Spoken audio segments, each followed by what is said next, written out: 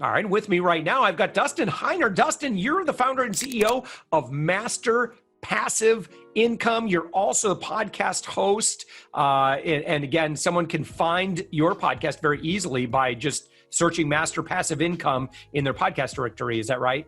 Absolutely. Cool. Well, hey, thank you so much for joining us. And so, Dustin, if you were to say, there's a few things that I do better than maybe 99.9% of the people on the planet. And what would those things be? Well, hey, go ahead. You don't have to be shy around here. Yeah. Well, taking care of my family, definitely number one. I love my wife. I love my kids. I love being with them and traveling with them. But one thing that I really enjoy doing is, or I guess the way I can explain it is, if I'm not really good at it, I usually just kind of move on. And so a few things that I really enjoy doing, I really enjoy the game of making money, or, just having a business and finding ways to make money. I just love doing that. I also love exercising. I love doing Olympic lifting, things like that. But I'd say out of everything, it really comes down to real estate. I love buying real estate, holding on to that real estate and making passive income every single month where I don't work, other people work, and I make money every single month. So that's probably, if you have to boil everything down, it's my family, my exercising, and my real estate investing business.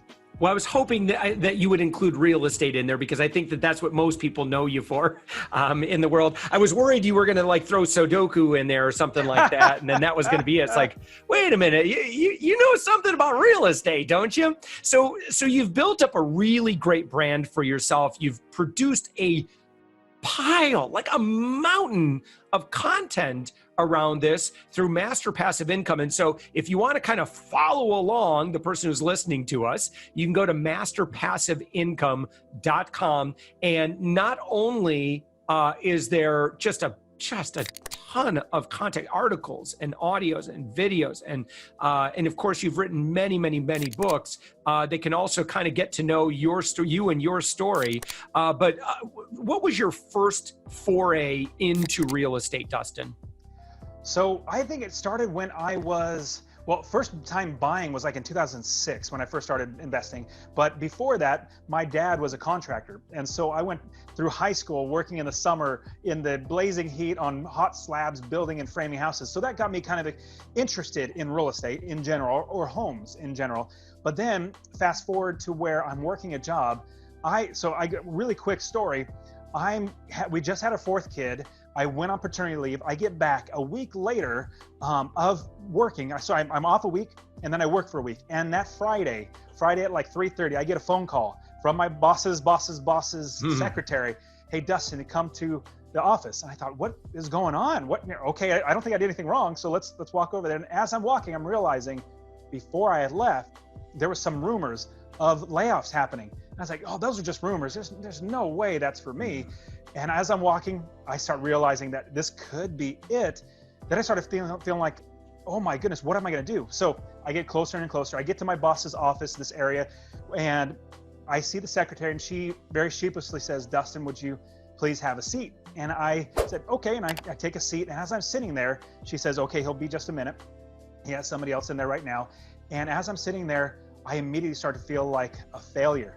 I feel like, oh my goodness, if I'm getting laid off, I've been working my whole life trying to get really good at this job and get better and better at the job. And I started thinking, what am I doing with my family? How am I going to provide for them? I'm a failure as a husband. Yeah. Lo and behold, the door opens up. A lady walks out with a piece of paper and says, or she doesn't say anything. She's just noticeably distraught. And she's walking out, and I realize this is it. So I get up, my boss calls me, and he says, basically, we don't have any money for your position. I thought I had plenty of seniority. I thought everything was great. Long story short, I get back and I realize it's time for me to change. Instead of working for somebody else, I need to be successfully unemployed. So I became an investor that day. And I said, I am now an investor. Even though 100% of my money comes from my job, I got a job after that, which was great. So I was able to keep providing for my family. Yeah. But even though 100% of my money came from my job, my value, my worth came from what I put out, not my job. If somebody says, what do you do? I'm not going to say what my job is, because that's my side job. Even though 100% of my money comes from my side job, I'm an investor. And so from that point forward, I started buying more and more real estate and changing my life. And so in 6 years, I had a total of 19 properties, bringing in $9,500 in gross rents. I was clearing like $6,500 in passive income, and then eventually quit my job a couple of years later. And now I would never, ever look back. But buying that first property, that was the hardest. But after that, everyone kept like dominoes, kept growing and growing. No kidding. You pointed something out there, and it's like, for reasons not really in your control, you attributed that to your worth. And it's just kind of the way that things are, which is, I'm a big fan of, philosophies like Ayn Rand, Atlas Shrugged that we talked about. And it's like, at the end of the day, man, there are always going to be challenges that come up. And some of us, we just get hit unfairly. But it's just kind of the way that it is. But it's our job to succeed despite these outside forces. And if you want more control over your outcome, then you need to take more ownership over the revenue generation, as opposed to just saying, oh, well, my boss is always going to take care of me. I'm just going to show up and trade 8 good hours for 8 good hours of work. And, we're just going to keep a great relationship like that for life. There's no promises with that. None at all. None at all. In fact, I worked for the government. Who gets fired or laid off from the government? But I did. And so, yes, it can absolutely. And there's a saying that I love, and I never thought it applied to me because I worked at the government. It says, it's not if you lose your job, it's when, because it's just going to happen. And it's statistically, it's like 2 or 3 times in your entire life, you will literally lose your job and be something like that. And I said, after this one time, I'm never going to let anything like this happen to me again. And I started investing in real estate. Now, money literally comes in without me working. I probably work 30 minutes a month. An entire month, I work 30 minutes because all I'm just doing is reviewing the statements that I get from my property managers. Money comes in without me working. In fact, I travel for 6 weeks out of the year with my family, my wife and my 4 kids. We went to Japan for 6 weeks. We went to Europe and saw 11 different countries for 6 weeks. We just went on the East Coast. We're from the West Coast. We went on the East Coast from Florida all the way to New York City on a 4-week trip, sightseeing, like a field trip. It was fantastic because I don't have to work at all, because my rental properties make me money. Now, everybody's very happy for you, Dustin, that you get to have this lifestyle. But, okay, so I want that. Everybody wants that. So explain to me kind of how you got the ball rolling. Or if you were a new person today that said, man, I want more freedom, what would be the first steps that they should take? So before actually buying the property, there's so many things. Like when I'm coaching my coaching students in real estate and showing them how to buy properties, first we need to figure out finances and help them to understand finances, because in order to be wealthy, you have to think like a wealthy person. So there's so much more to get into it. And I cover this extensively on my website and my podcast, but here's the basics. Number 1, you need to cut your expenses. Number 2, you need to increase your income, however that looks. There's so many different ways to do that. Number 3, you need to get out of debt.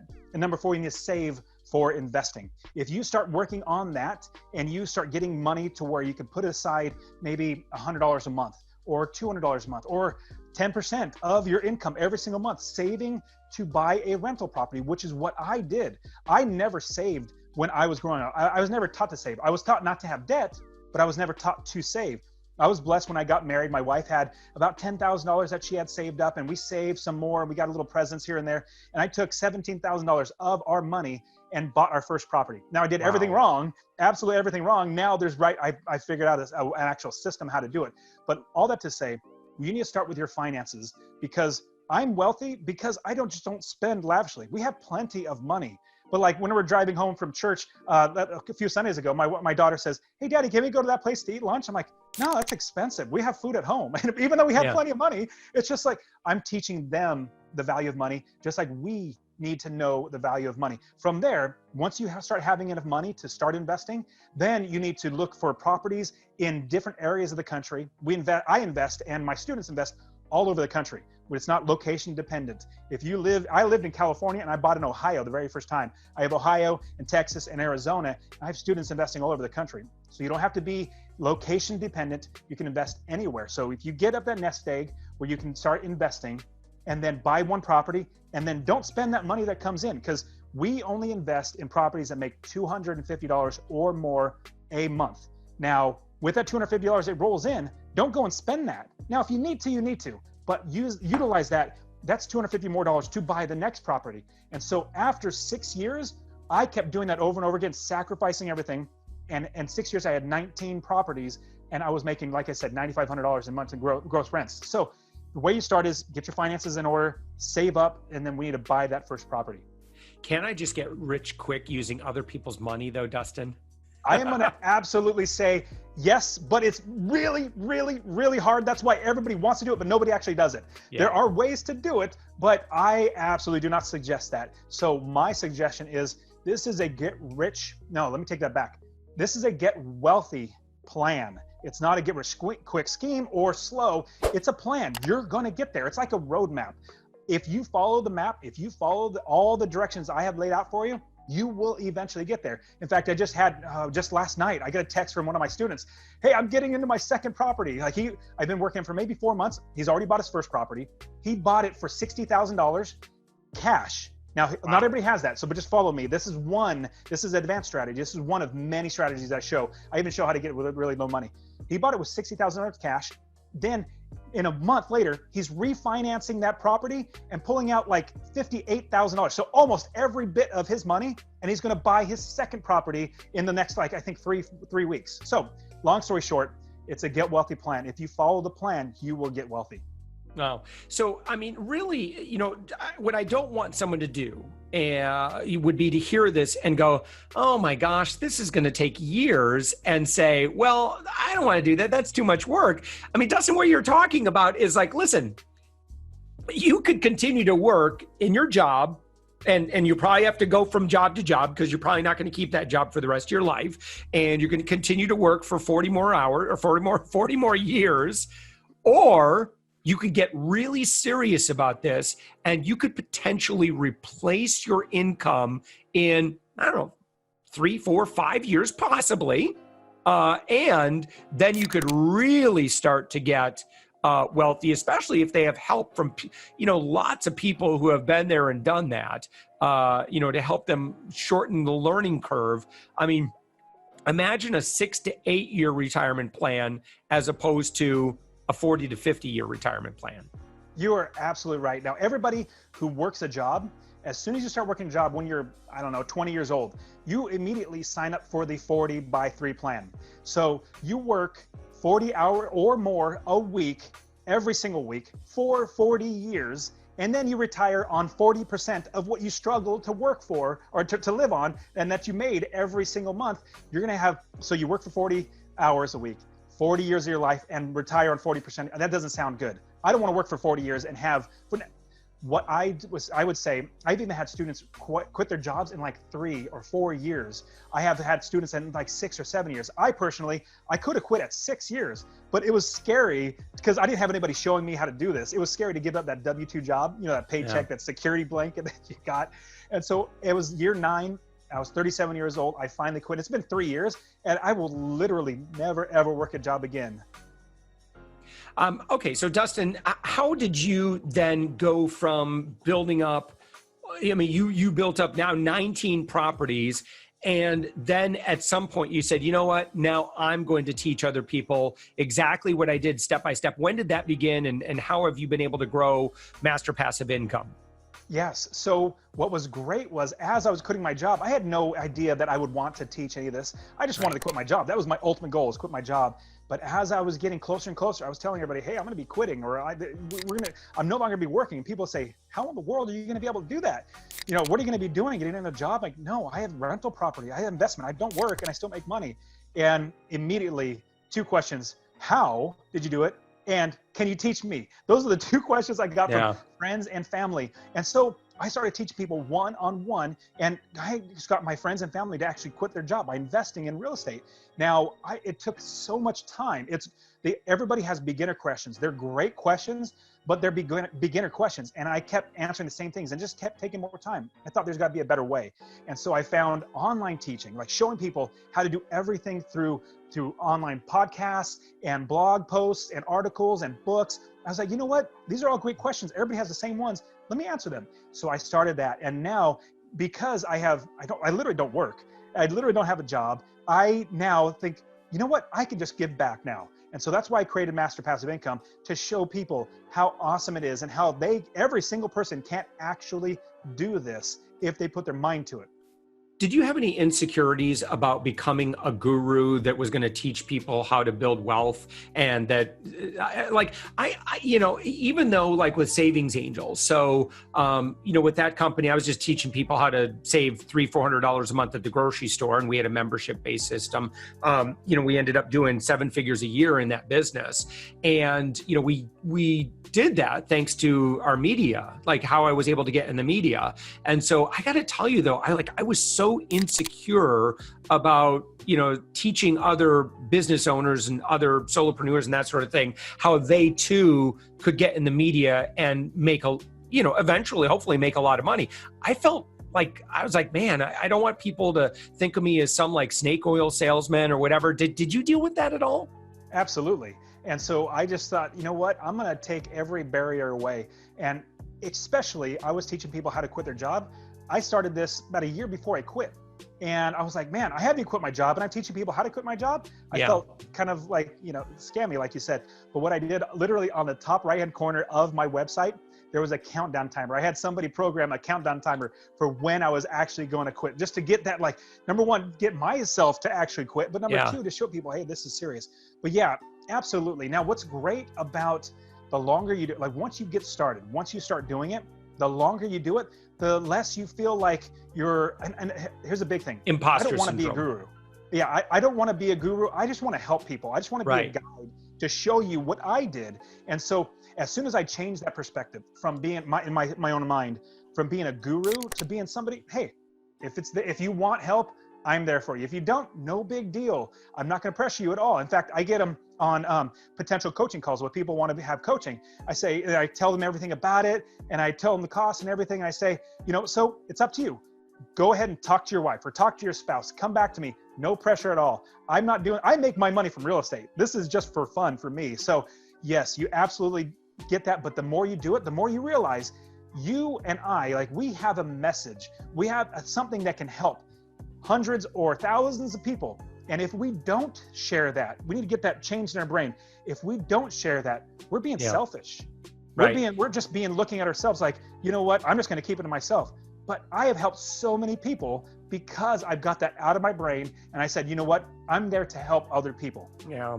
Think of the consequences too, if somebody doesn't get your message. And that's the thing, that's what really drives my moral imperative. Like I have to do what I do at this point, because if I don't do that, then business owners suffer, or they might get, hosed by some, PR firm that's using outdated techniques and it's going to charge them $20,000. I'm like, I have to stop that, and of course I made mistakes. And so it's like, listen, learn from my mistakes, which I know that you teach quite a bit of, having had some of those opportunities to learn, and make those rookie mistakes. You've helped other people from making those same ones. Absolutely. And I love doing that because I've made almost every single mistake you can make in the real estate business, and I've learned from it. And so everything that worked, I kept in the business. Everything that didn't work, I pull it out. And so when I get on coaching calls, I'll be able to say, this is what I did, and this is what's going to happen because it happened to me. And so I'm able to show everybody. In fact, one of my coaching calls, I think 2 days ago, I was working with my student, and I showed him how to negotiate, how to get the price down. So I saved him a couple $1,000s. And then once he was closing, I said, hey, It looks like the roof might need to be replaced sometime soon. What you could do is, you're still in escrow, call up the seller, or have your realtor call up the seller and say, hey, the roof needs replaced. It needs to be fixed. We want the seller to pay for half. Lo and behold, he did. So he saved another $3,000 just by the coaching call. He would never have done that. But because I pointed out to him, I said, these are my wins. Let me show you how to do it. And he saved another $3,000. So it paid for the coaching and then some. That's one thing. And Dustin, I know you believe like I do. I believe in surrounding yourself with really, really smart, experienced people. And it's really just simply because I don't like wasting, I don't like losing money, and I don't like wasting time. Like, I have a mission at this point, and I know that you've learned from a lot of experts out there. I wanted to ask you this before we end here, and that is, so what do you offer the market now, just in terms of through Master Passive Income? What do you mean offer the market? Well, what do you, I mean, how do people, what are different levels that people can engage with you? Oh, got it. So I have masterpassiveincome.com. Obviously, you can go there. I have a contact me. You can definitely get a hold of me there. I have my podcast, the Master Passive Income Show. So you can look for that on everywhere. But I also have, do you mind if I give everybody a free course so that they can, if they see that they want to get started, they can get that and just check to see if they want it? No freebies on this show. No, yeah, please. Yes, of course. Absolutely. So I have a free course because like I said from the beginning, there are so many beginner questions. They're great questions, but everybody asks the same questions because we all know. Anyways, long story short, I have all these answered, and I even show you how to do this business, how to calculate the numbers, how to find properties, all that good stuff. I have the free course. Go to masterpassiveincome.com/free course, all one word, /free course. And I will get you personal. I'll get you that free course. You can really just get started right then and there. So absolutely, please take full advantage of that. Awesome. Very cool. And Dustin, one more time on the name of your podcast so people can engage with you. The Master Passive Income Podcast.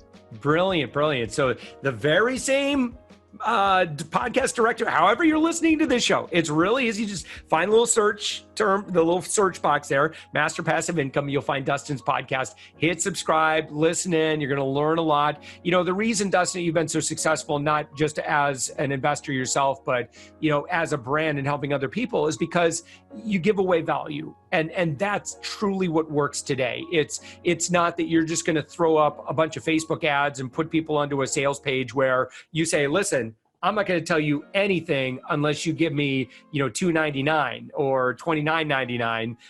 You know, you give people so much opportunity to build a relationship with you. And, you know, you've produced hundreds of hours of content that you just give away for free, which is truly just such a great way to do business today. Thank you. Yeah, I appreciate that. And I even just today, I was on Facebook, a friend of mine posted something. I posted a funny comment and somebody else saw it. And she said, oh, I know you. I listen to your podcast every day. She literally commented. I've never met her before, but she saw me and she's, I love your stuff. You know, and so anyways, yes. And I appreciate that. That's something it's just like you and we just want to help people. Like I literally make my money through real estate. So this is just fun. Yeah. Well, Dustin, you are known as the man who is successfully unemployed, and you are the founder and CEO of Master Passive Income on the web at masterpassiveincome.com. Thanks so much for joining us. Thank you very much. I appreciate it.